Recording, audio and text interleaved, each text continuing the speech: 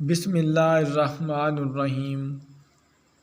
نمرہ میری بات سنو، میرا سانس بند ہوتا ہے، مجھ سے اب کام نہیں ہوتا، میں کیا کروں؟ نمرہ کی شادی کو ابھی 1 سال گزرا تھا کہ شوہر بیمار رہنے لگا۔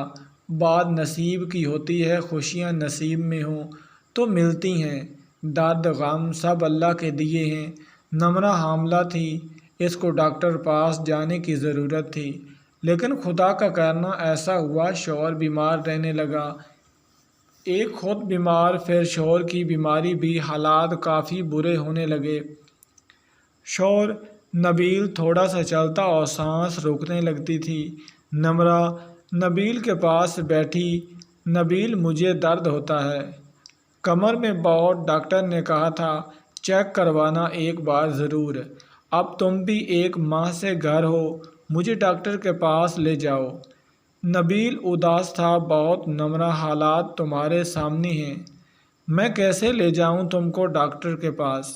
اپنے ابو کو فون کرو، ان سے کچھ پیسے منگوا لو، یا تم ایسا کرو اپنی ماں کے پاس چلی جاؤ، جب بچے کی پیدائش ہوگی تو گھر آ جانا، میرے پاس اب پیسے نہیں ہیں۔ نمرہ پڑھی لکھی لڑکی تھی، شادی سے پہلے پرائیویٹ اسکول میں ایک ٹیچر تھی، لیکن شادی کے بعد جاب چھوڑ دی تھی۔ نمرہ نے ماں کو فون کیا، امی جی نبیل بھی بیمار رہتا ہے، ہم بہت پریشان ہیں، بھائی کو کہو مجھے آ کر لے جائے۔ ماں نے حوصلہ دیا، بھائی رات کو آیا، نمرہ کو ساتھ گھر لے گیا۔ نبیل گھر میں تھا، بھابھی لوگ کھانا کھا دیتے۔ بڑے بھائی نے کہا، نبیل یار تو نے اپنی بیوی کو میکے بھیج دیا ہے، اس کو گھر میں ہی رکھنا۔ نبیل بولا، بھائی میں کام پہ جا نہیں سکتا، میں خود بیمار ہوں، میرے حالات آپ کے سامنے ہیں۔ بھائی خاموش رہا۔ اللہ نے نمرہ کو بیٹا عطا کیا، بہت خوش تھے سب۔ نمرہ کا بھائی بہت اچھا تھا، اس نے نمرہ کو کسی قسم کی کمی نہ ہونے دی، بہت پیار دیا، خیال رکھا۔ نبیل کی حالت اور بھی خراب رہنے لگی۔ نمرہ کی ماں باپ نے نبیل کا چیک اپ کروایا، ڈاکٹر نے بتایا سگریٹ زیادہ پینے سے اس کے پھیپھڑوں میں پانی ہو چکا ہے، اس کا علاج بہت مہنگا ہے۔ ڈاکٹر نے نارمل سی میڈیسن لکھ دی، وہ کھاتا رہتا تو ٹھیک رہتا۔ نمرہ میکے میں تھی، اس کے اسکول فرینڈ ملنے آئے، نمرہ کیسی ہو؟ نمرہ بیٹے کو گود میں لیے بتانے لگی، شکر الحمدللہ میں ٹھیک ہوں، تم بتاؤ لائف کیسی گزر رہی ہے؟ فرینڈ مسکرا کر بولی، کیا بتاؤں نمرہ، میرا شوہر تو بہت خیال رکھتا ہے، میرا کل ہی دبئی سے مجھے 60,000 والا موبائل بھیجا ہے، اب کہہ رہے تھے مجھے بھی اپنے پاس دبئی بلوا لیں گے، پاسپورٹ بنوا رہی ہوں، اب ان کو کہا تھا مجھے مہینے کا 40,000 روپیہ خرچہ دیا کریں۔ نمرہ مسکرانے لگی، شکر ہے اللہ کا بہن، اللہ تم کو اور بھی خوشیاں دے۔ فرینڈ پوچھنے لگی، نمرہ تمہاری آنکھوں کی گرد سیاہ حلقے کیوں ہیں؟ اپنا خیال رکھا کر، امی بتا رہی تھی تو تم یہی رہی ہو، سسرال نہیں جاتی، خیریت تو ہے نا؟ نمرہ دھیمے سے بولی، نبیل کچھ ٹھیک نہیں رہتے، بس اس لیے امی کے پاس رہتی ہوں۔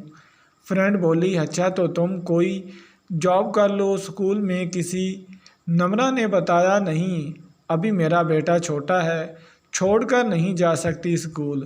فرینڈ کے فون کے اتنے میں گھنٹی بجی، فون کان سے لگایا، نمرہ سے کہنے لگی، تمہارے بھائی کا فون آ گیا ہے، میں اب چلتی ہوں، میرے بنا ایک پل نہیں رہ سکتے۔ نمرہ سے سلام لیا چلی گئی۔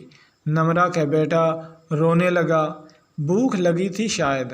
نمرہ کے پاس بٹنوں والا ٹوٹا سا موبائل تھا، حالت کافی خراب تھی، شوہر بیمار رہتا، اسکول تو نہ جا سکتی تھی، لوگوں کے کپڑے سلائی کرنے لگی، شوہر نے گھر میں ہی پکوڑے سموسے کی دکان بنا لی، کام تو ہوتا نہ تھا، کوئی نمرہ سب کچھ بنا کر دیتی۔ نبیل گھر کے باہر چارپائی پہ رکھ کے بیچنے لگتا، کبھی محلے کے بچے خرید لیتے، کبھی سارا بنایا ہوا سامان خود کھانا پڑتا، مشکل سے 2 وقت کی روٹی کھا رہے تھے۔ اللہ نے ایک اور بیٹا عطا کیا، 2 بیٹے، ایک نبیل اور نمرہ۔ گھر کا خرچ چلنا بہت مشکل ہو گیا تھا۔ چھوٹا بیٹا جو ابھی 1 سال کا تھا وہ بیمار رہتا۔ ڈاکٹر کہتے میڈیکل سٹور سے دودھ لے کر پلاؤ بچے کو، لیکن ایک دودھ کے ڈبے کی قیمت 2000 روپے تھی۔ جہاں کھانے کے لالے ہوں وہاں اتنا مہنگا دودھ لا کر بچے کو کیسے پلایا جا سکتا تھا؟ نمرہ بہت پریشان تھی۔ میکے والے جتنا ہو سکتا کرتے تھے، لیکن نبیل کو ڈاکٹرز جتنا سگریٹ پینے سے منع کرتے، نبیل اتنے ہی زیادہ سگریٹ پیتا۔ اس کی حالات دن بدن خراب ہوتی جا رہی تھی۔ ایک دن چھوٹا بیٹا بہت بیمار تھا۔ نمرہ کے پاس علاج کے لیے 1 بھی روپیہ نہ تھا، اور سچ یہ بھی ہے کہ برے وقت میں کوئی ساتھ نبھاتا نہیں، کوئی آنسو صاف نہیں کرتا۔ یہ صدقہ خیرات کرنے والے بھی کیمرے کے سامنے تصویر بنا کر صدقہ خیرات کرتے ہیں۔ بھلا کسی نمرہ کا درد کہاں دیکھ سکتے تھے؟ نمرہ کا بھائی بھی کہنے لگا، ہم لوگ نئے مکان بنانے لگے ہیں، ہمارے پاس نہیں ہے۔ ابھی نبیل کے بھائی بھابھی پہلے ہی منہ نہ لگاتے تھے۔ نبیل کی حالت بہت خراب ہونے لگی تھی۔ نبیل ساری رات کھانستا، سانس بند ہونے سے تڑپتا۔ چھوٹا بیٹا بھی بیمار رہنے لگا۔ نمرہ نبیل کے بھائی کے پاس گئی، بھائی مجھ کو کچھ پیسے ادھار دے دیں، نبیل کو ہسپتال لے کر جانا ہے۔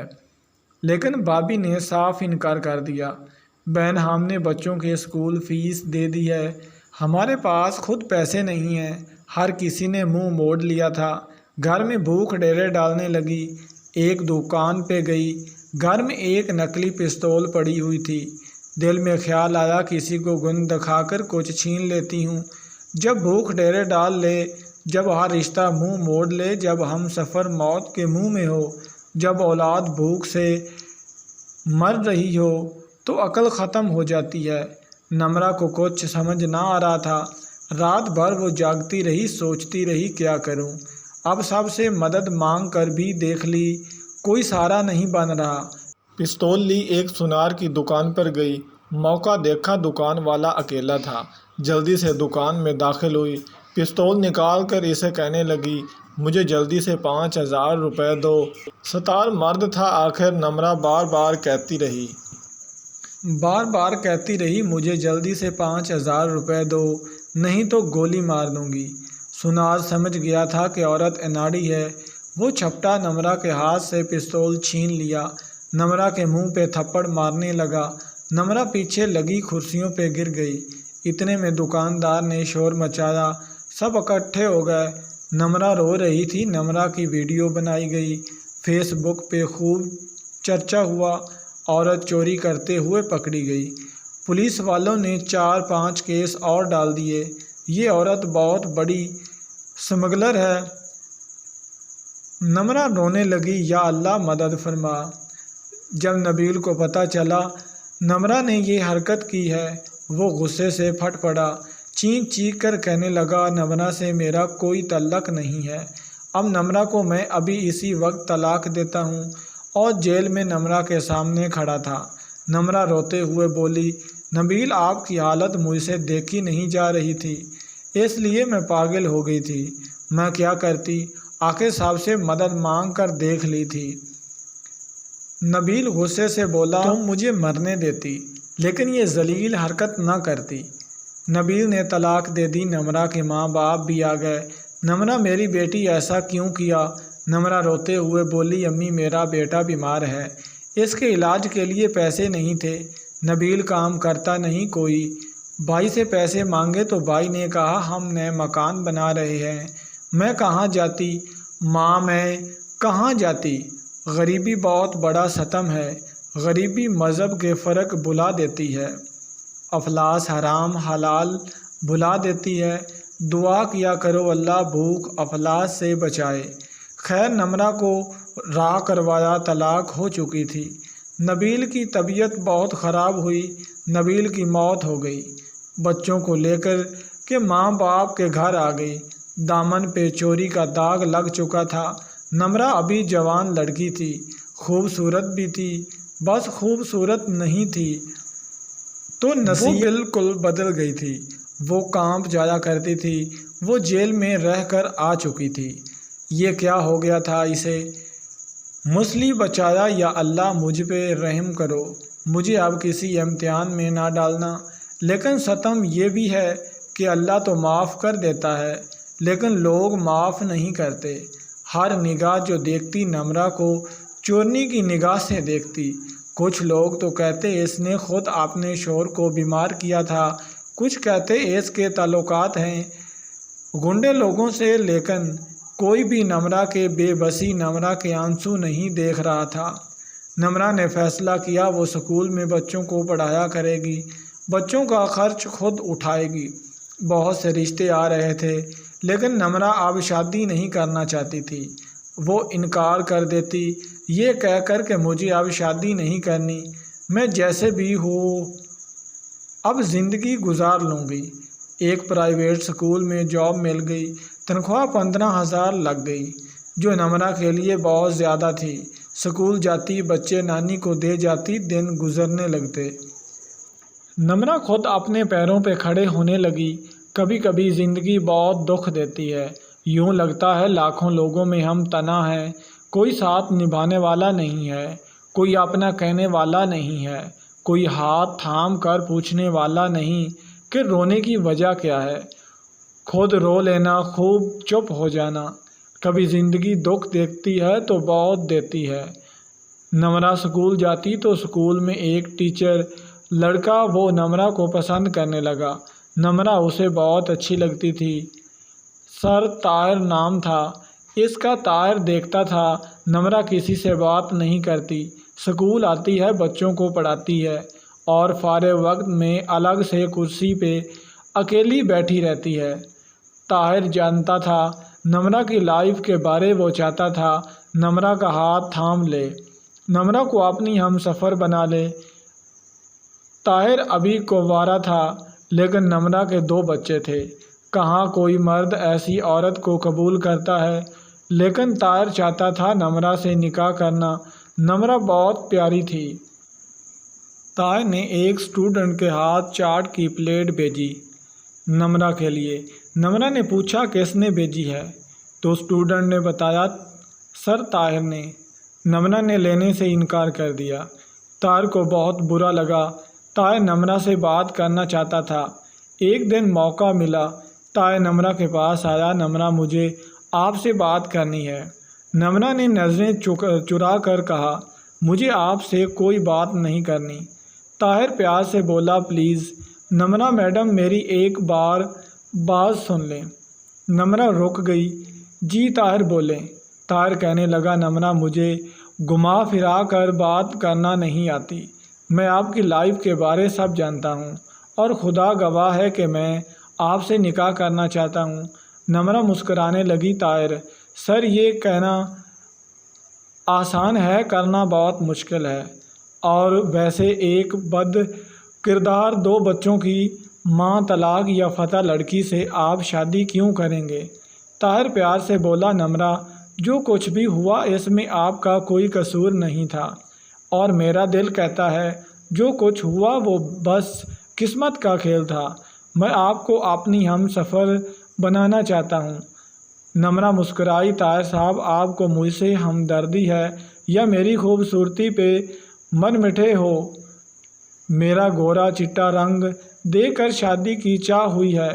طاہر کہنے لگا نمرہ آپ غلط سمجھ رہی ہیں، میں آپ سے پاکیزہ رشتہ قائم کرنا چاہتا ہوں، آپ آرام سے سوچ لیں، مجھے جلدی نہیں ہے، مجھے آپ کے جواب کا انتظار رہے گا۔ نمرہ کے ذہن میں لاکھوں سوالات تھے۔ آخر کیوں طاہر طلاق یافتہ لڑکی سے شادی کرے گا؟ جب وہ مجھے حاصل کر لے گا پھر کیا گارنٹی ہے کہ وہ میرے طلب رکھے گا؟ کیا ضمانت ہے کہ وہ بدل نہ جائے گا؟ میں پھر سے ٹوٹ جانے کی ہمت اب نہیں رکھتی۔ دوسرے دن بیٹے کو بھابھی نے کسی وجہ سے تھپڑ مار دیا۔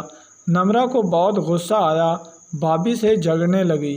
بھابھی نے تانے دیے اتنی غیرت مند ہو تو دفع ہو جاؤ ہمارے گھر سے، نہ گھر بسا سکی نہ شوہر کو۔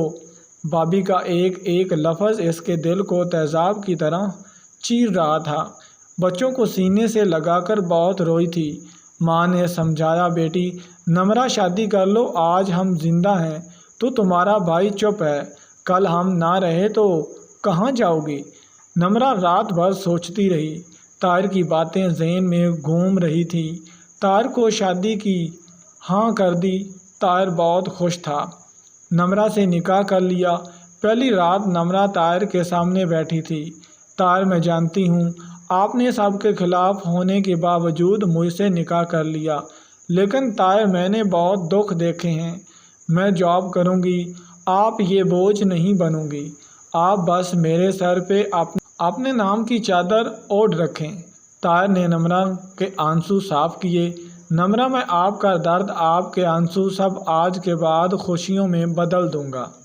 نمرہ طاہر کی آنکھوں میں دیکھ کر بولی، نمرہ آپ کی ہر بات مانے گی۔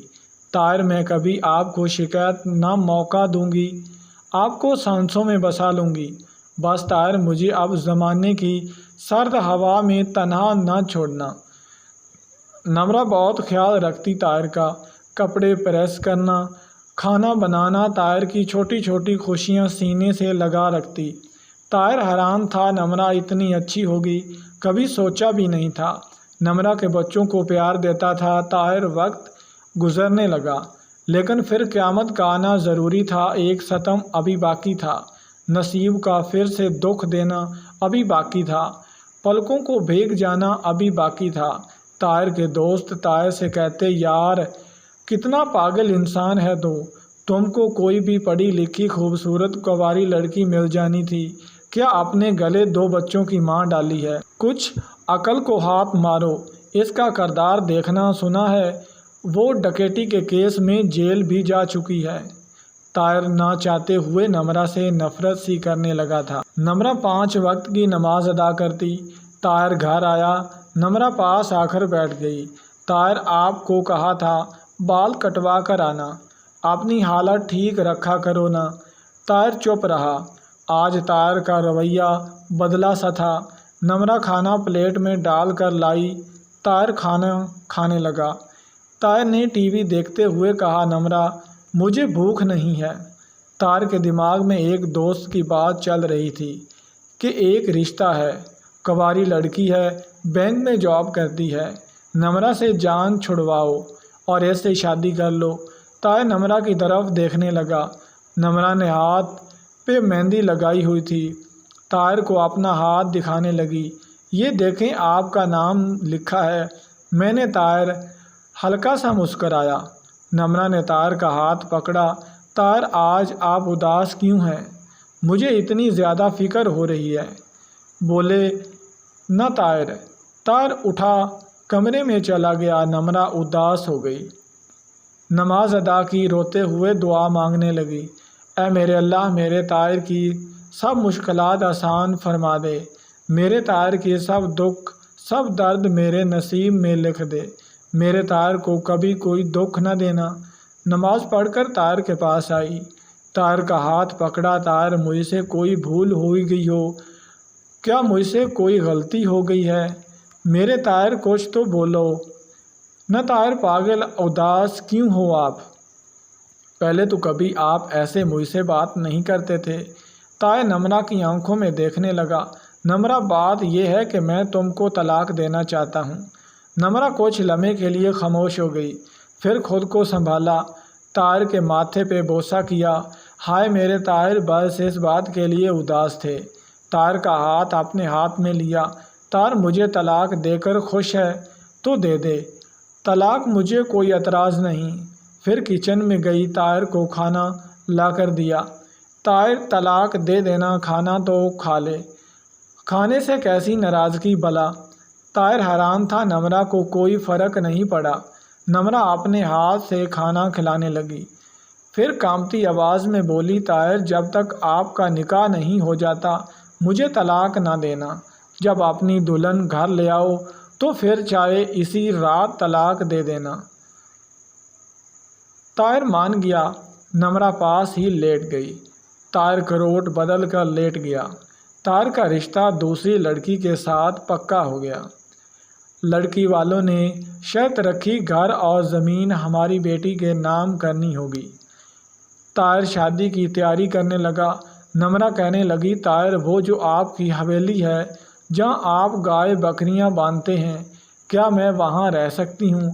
طلاق کے بعد میں کرایہ دے دیا کروں گی۔ طاہر نے رحم کرتے ہوئے کہا ٹھیک ہے نمرہ رہ لینا۔ نمرہ اپنا سامان حویلی میں شفٹ کرنے لگی۔ طاہر گھر آیا۔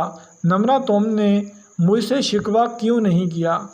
نمرہ طاہر کے پاس بیٹھ گئی۔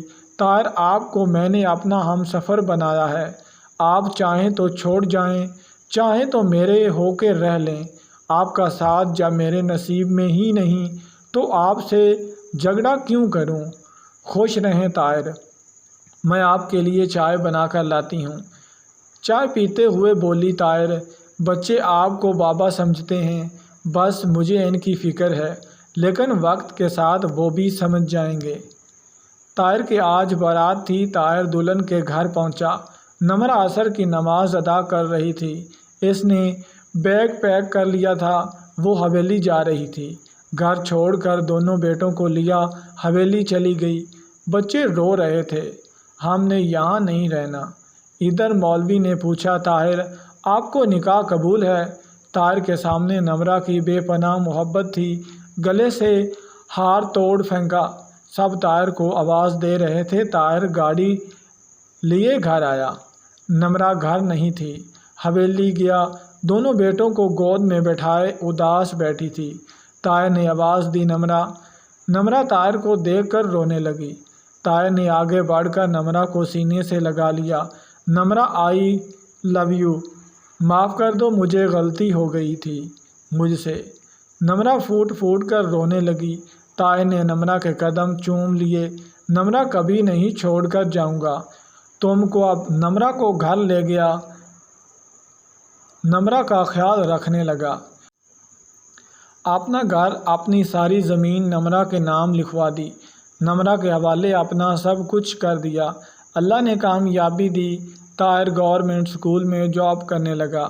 نمرہ کی زندگی کو جنت بنا دیا۔ طاہر نے نمرہ کا ہاتھ تھام کر مرد ہونے کا بھرم رکھ لیا۔ طاہر نے اپنا نام آنسو دینے والوں سے نکال کر خوشیاں، سکھ اور زندگی دینے والے انسانوں میں لکھوا لیا۔ اپنے لیے تو سب جیتے ہیں، کسی کے لیے جینا بہت مشکل ہے۔